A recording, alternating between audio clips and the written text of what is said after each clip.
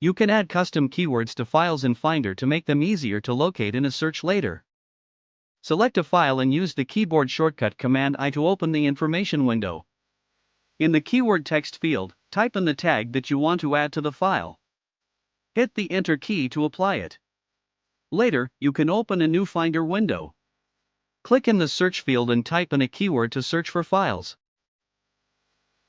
The file you tagged with that keyword will come up in the search results. You can also tag several files at the same time.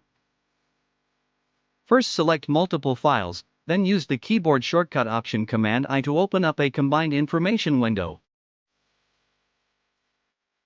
Add more keywords.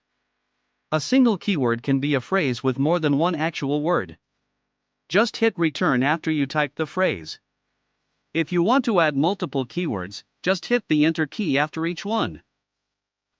Later you can go into a Finder window and search for a keyword to find those files.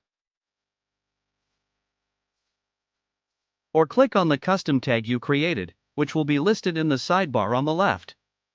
Every file with that tag will be displayed.